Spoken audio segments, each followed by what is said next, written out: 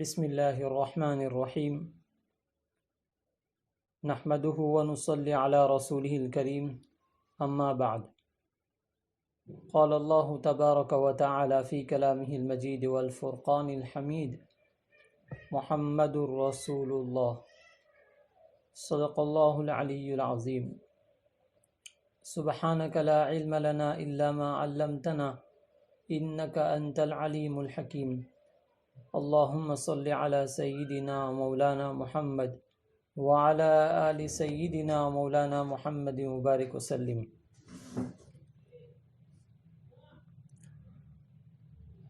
بزرگوں اور دوستو، اللہ رب العزت کے کرم اور اس کے احسان سے، اس کی مہربانی سے درس سیرت پاک کا یہ سلسلہ چل رہا ہے۔ آج اس کی 23ویں مجلس ہے۔ اللہ رب العزت اس سلسلے کو قبول فرمائے، نبی پاک صلی اللہ علیہ وسلم کی شفاعت اور محبت کے حصول کا ذریعہ بنا لے۔ گزشتہ کل کے درس میں یہ بات بتلائی گئی تھی کہ اللہ کے رسول صلی اللہ علیہ وسلم ہجرت کر کے جب مدینہ پاک تشریف لائے تو مدینہ کے انصار صحابہ اور مکے سے ہجرت کرنے والے مہاجر صحابہ کے درمیان ایمانی رشتے کو مضبوط کرنے کے لیے آپ صلی اللہ علیہ وسلم نے نظام مواخات قائم فرمایا، یعنی دونوں کے درمیان بھائی چارہ قائم کر دیا، ایک دوسرے کو آپس میں بھائی بھائی بنا دیا، اور صحابہ کرام نے بھی سارے رشتوں کو چھوڑ کر اس ایمان رشتے کو ایسا نبھایا کہ پوری انسانی تاریخ میں ایسی مثال نہیں مل سکتی۔ صحابہ کرام نے اپنی جائیداد میں، اپنے مال و دولت میں، گھر بار میں، ہر چیز میں مہاجر صحابہ کرام کو شریک کر لیا۔ دوسری طرف مہاجر صحابہ کرام کے اندر بھی وہ ایمانی غیرت تھی، حمیت تھی، خودداری تھی کہ انہوں نے اس بات کو پسند نہیں کیا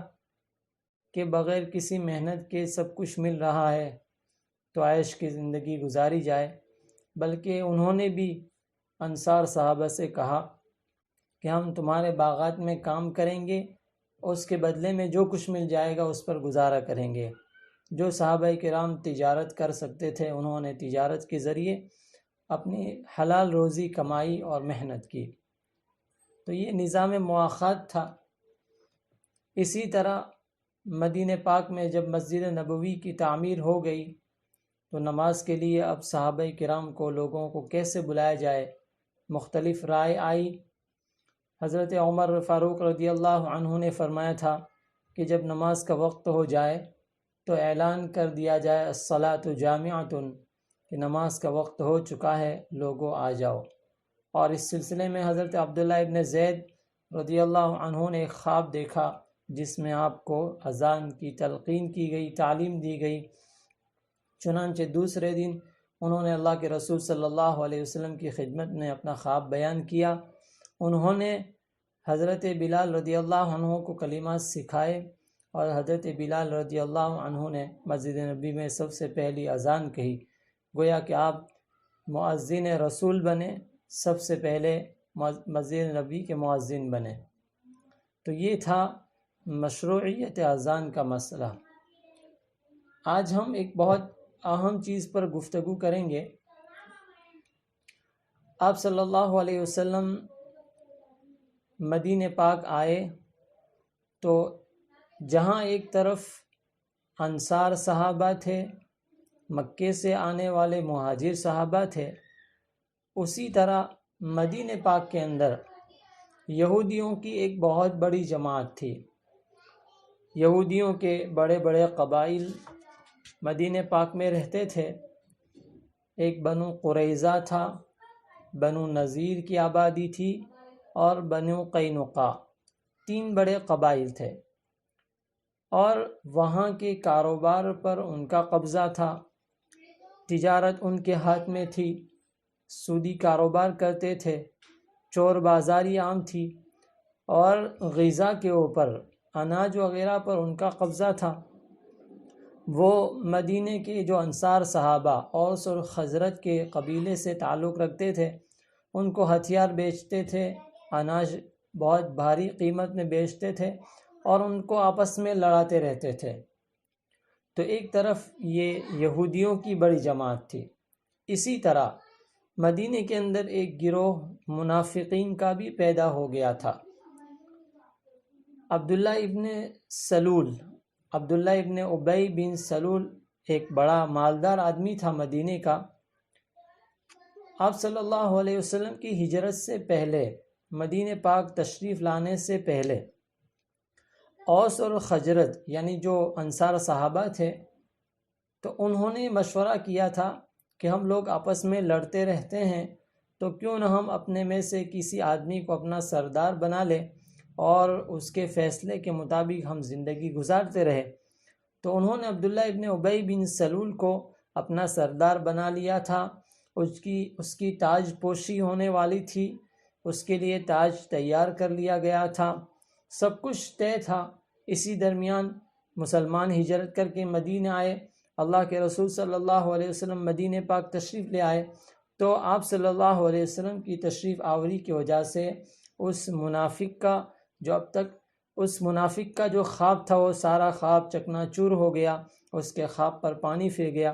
تو اس کی وجہ سے اس کے دل میں اللہ کے رسول صلی اللہ علیہ وسلم کے بارے میں حسد اور کینہ پیدا ہو گیا۔ وہ آدمی ظاہر میں تو اپنے آپ کو مسلمان بتلاتا تھا، لیکن اس کے دل میں نفاق تھا، اسلام اور مسلمانوں کے بارے میں عداوت اور دشمنی تھی، اور ہر وقت یہ کوشش رہتی تھی کہ اسلام اور مسلمانوں کو تکلیف پہنچتی رہے۔ اس کے لیے وہ سازشیں بھی کیا کرتا تھا۔ اسی وجہ سے منافق کہتے ہیں، منافق کہتے ہی اس کو ہے جو ظاہر میں تو اپنا ایمان بتلائے، ظاہر میں تو مسلمان ہونے کو بتلائے، لیکن دل میں اسلام اور مسلمانوں کے بارے میں عداوت، دشمنی اور حسد ہو۔ تو یہ آدمی ہمیشہ مسلمانوں کو تکلیف پہنچانے کی کوشش کیا کرتا تھا، اور اس کے ساتھ اس کے کچھ چیلے اور اس کے ماننے والے بھی ہو گئے تھے۔ تو یہ پورا گروہ، ایک پوری جماعت منافقین کی پیدا ہو گئی تھی۔ گویا کہ انصار اور مہاجرین صحابہ کی جماعت ہے، ایک طرف منافقین کی جماعت ہے، ایک طرف یہودیوں کی جماعت ہے، بلکہ سب سے زیادہ خطرہ اگر کسی سے تھا تو یہ اس منافقین کی جماعت ہی سے تھا، اس لیے کہ جو ظاہری دشمن ہوتا ہے آدمی اس سے چوکنا رہتا ہے، لیکن جو آدمی ظاہر میں اپنا دوست بنتا ہے اور باطن میں نقصان پہنچاتا ہے تو اس کا نقصان بہت سخت ہوتا ہے، اور آدمی اس کے خطرے کو محسوس نہیں کر پاتا۔ تو آپ صلی اللہ علیہ وسلم نے یہ سوچا، بلکہ آپ صلی اللہ علیہ وسلم کی ایمانی اور نبوی یہ فراست تھی، فہم تھی، اور سیاسی بصیرت تھی، اور حکمت تھی کہ آپ صلی اللہ علیہ وسلم نے تمام قبائل کو، تمام لوگوں کو ایک امن معاہدہ قائم کر کے متحد کر دیا۔ صحابہ کرام کو تو نظام مواخات قائم کر کے ایک بھائی بھائی بنا ہی دیا تھا، لیکن منافقین کو بھی ساتھ کرنا تھا اور یہودیوں کو بھی۔ چنانچہ آپ صلی اللہ علیہ وسلم نے سب کو جمع کیا اور آپس میں ایک بات رکھی کہ ہم سب آپس میں اس بات پر متحد ہو جاتے ہیں، متفق ہو جاتے ہیں کہ ہم مدینہ پاک کے اندر اس طرح رہیں گے کہ ہر ایک کو شہری حقوق سب کے برابر کے ہوں گے، اور ہر ایک کو اپنے مذہب پر عمل کرنے کی مکمل آزادی ہوگی، کوئی کسی کے مذہبی معاملات میں دخل نہیں دے گا۔ ایک بات یہ تھی۔ دوسری بات یہ کہ ہر ایک کو مدینہ پاک میں آزادی کے ساتھ زندگی گزارنے کا حق حاصل ہوگا، اور ایک بات یہ تھی کہ اگر باہر سے کوئی خطرہ ہوگا، مدینہ پاک کے باہر سے کوئی مدینہ پر حملہ کرے گا، چاہے وہ یہودیوں پر حملہ ہو، منافقین پر حملہ ہو یا مسلمانوں پر حملہ ہو، تو سب مل کر متحد ہو کر اس دشمن کا مقابلہ کریں گے۔ تو یہ کچھ دفعات تھی اور یہ اصول بنائے آپ صلی اللہ علیہ وسلم نے اور سب کو اس پر متفق کر لیا۔ چنانچہ یہود بھی اس پر متفق ہو گئے، صحابہ کرام بھی اس پر متفق ہو گئے، اور منافقین کو بھی اس پر متفق ہونا پڑا۔ گویا کہ یہ قبائل کے درمیان سب سے پہلا امن معاہدہ تھا۔ مدینہ پاک کے جو قبائل تھے ان کے درمیان سب سے پہلا امن معاہدہ تھا، اور آپ صلی اللہ علیہ وسلم نے اس معاہدے کے اندر جو اصول بنائے تھے وہ ایسے اصول تھے کہ بعد میں بھی سارے ممالک نے ان اصولوں کو اختیار کیا، اور آج ہم دیکھتے ہیں کہ ہر ملک کا یہ نظام ہے کہ ہر ملک کے اندر امن قائم ہو، کسی پر ظلم نہ ہو، ہر ایک کو اپنے مذہب پر عمل کرنے کی آزادی ہو، ہر ایک کے لیے مساوی حقوق ہو۔ یہ ساری چیزیں ہر ملک میں ہم دیکھتے ہیں۔ تو یہ دراصل آپ صلی اللہ علیہ وسلم کے اس امن معاہدے ہی کی دفعات تھی، وہی اصول تھے جو بعد میں ملکوں نے اس کو اختیار کیے۔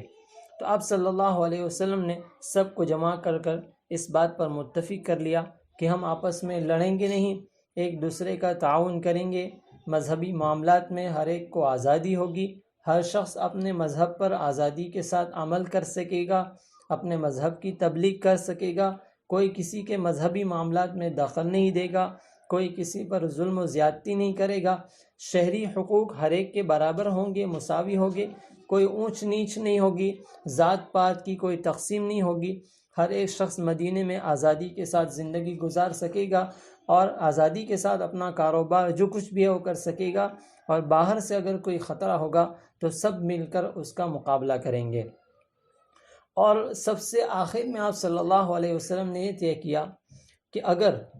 قانونی اعتبار سے، عدالتی اعتبار سے، سیاسی اعتبار سے آخری فیصلہ آپ صلی اللہ علیہ وسلم کا رہے گا، اگر آپس میں کسی معاملات میں اختلاف ہوتا ہے تو اس اختلاف کو آپ صلی اللہ علیہ وسلم دور کریں گے، گویا کہ فیصل جج آپ صلی اللہ علیہ وسلم رہے۔ اس طرح آپ صلی اللہ علیہ وسلم نے تمام قبائل کو متحد کر کے مدینہ پاک میں امن قائم کر دیا۔ تو اوس اور خزرج کے درمیان، صحابہ کرام کے درمیان جو صدیوں سے لڑائیاں ہوتی رہتی تھی وہ ساری لڑائیاں ختم ہو گئی۔ منافقین کا جو خطرہ تھا وہ ایک طرح اس سے حفاظت ہو گئی۔ یہود جو مدینے کی تجارت پر قابض ہو چکے تھے اور انصار صحابہ کرام کو آپس میں لڑاتے تھے، ہتھیار بیچتے تھے، چور بازاری عام تھی، سودی کاروبار ہوتا تھا، ان سب کو ختم کر دیا گیا اور امن اور چین سکون کی فضا مدینہ پاک کے اندر قائم ہو گئی۔ تو اس معاہدے کو میثاق مدینہ کہتے ہیں، اور یہ امن کا سب سے پہلا معاہدہ تھا جو آپ صلی اللہ علیہ وسلم نے قائم فرمایا۔ گویا آپ صلی اللہ علیہ وسلم نے اس سے آنے والی امت کو اس بات کی تعلیم دی کہ ایمان والا جو ہوتا ہے وہ ہمیشہ امن کے ساتھ، چین سکون کے ساتھ خود بھی زندگی گزارتا ہے اور دوسروں کو بھی اس بات کی تعلیم دیتا ہے۔ یہ جو امن کا معاہدہ تھا یہ کوئی معمولی معاہدہ نہیں تھا، صحابہ آپ صلی اللہ علیہ وسلم کی زندگی کا ایک بہت ہی بڑا قدم تھا، گویا یہ انقلابی قدم تھا۔ اور آج کے دور میں آپ صلی اللہ علیہ وسلم کی زندگی کے اس پہلو سے، سیرت پاک کے اس واقعے سے ہمارے لیے بہت بڑا سبق ہے۔ آج ہم دیکھتے ہیں ہمارے ملک کے حالات، ظلم و زیادتی عام ہے، سود ہے، چوری ہے، ڈکیتی ہے، ہر طرح کی زیادتی ہو رہی ہے، کمزوروں پر ظلم ہو رہا ہے۔ مسلمانوں کے ساتھ صرف ایسا نہیں ہے کہ ہندوستان میں مسلمان ہی مظلوم ہو، نہیں، بلکہ مسلمانوں کے ساتھ ساتھ دوسری جو پچھلی قومیں کہی جاتی ہے، جو کمزور طبقات سے تعلق رکھتے ہیں، ان پر بھی ظلم و زیادتی ہو رہی ہے۔ ایسے موقع پر سیرت پاک کے اس واقعے سے ہمیں سبق لیتے ہوئے ہمیں امن معاہدہ قائم کرنا چاہیے۔ ہمارے جو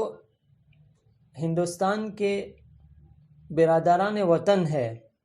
یعنی ہمارے بہت سارے غیر مسلم بھائی ایسے ہیں جو اس ملک میں امن چاہتے ہیں، انصاف چاہتے ہیں۔ ہر کوئی ظلم و زیادتی کا مزاج رکھتا ہو ایسا نہیں ہے۔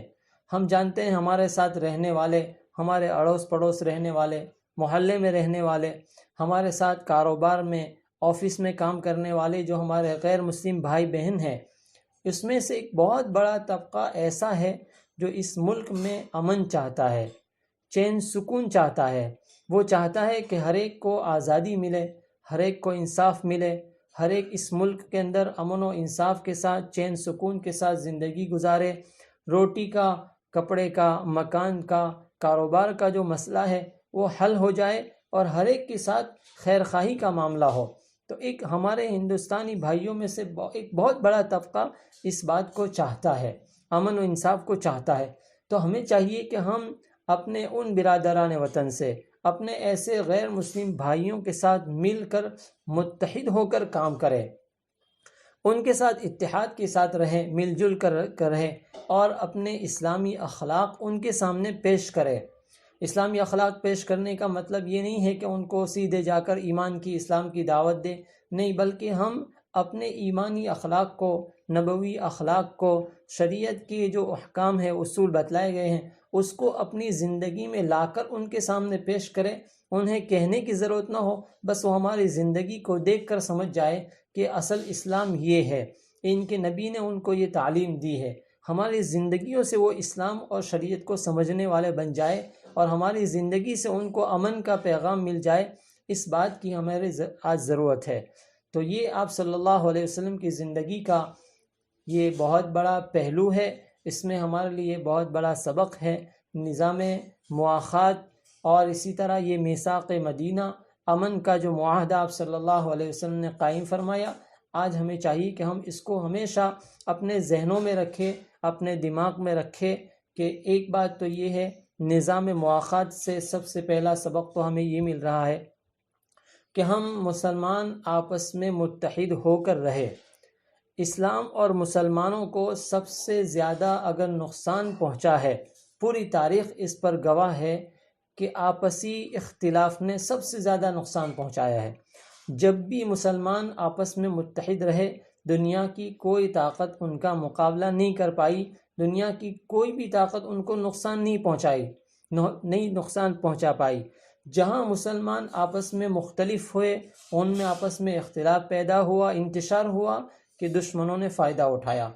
تو اس میں ہمارے لیے بہت بڑا سبق اس وقت یہ ہے کہ ہم آپس میں متحد ہو کر رہے، گھروں میں متحد ہو کر محبت کے ساتھ رہے، محلوں میں متحد ہو کر محبت کے ساتھ رہے، ایک دوسرے کا احترام کرے، ادب کرے، ایک دوسرے کا خیال رکھے، اور آپس میں مل جل کر رہیں، تاکہ ہمارے اتحاد سے ہم خود فائدہ اٹھا سکیں اور دشمن ہمارے اتحاد کی وجہ سے ہمیں نقصان نہ پہنچا سکے۔ اور دوسری بات یہ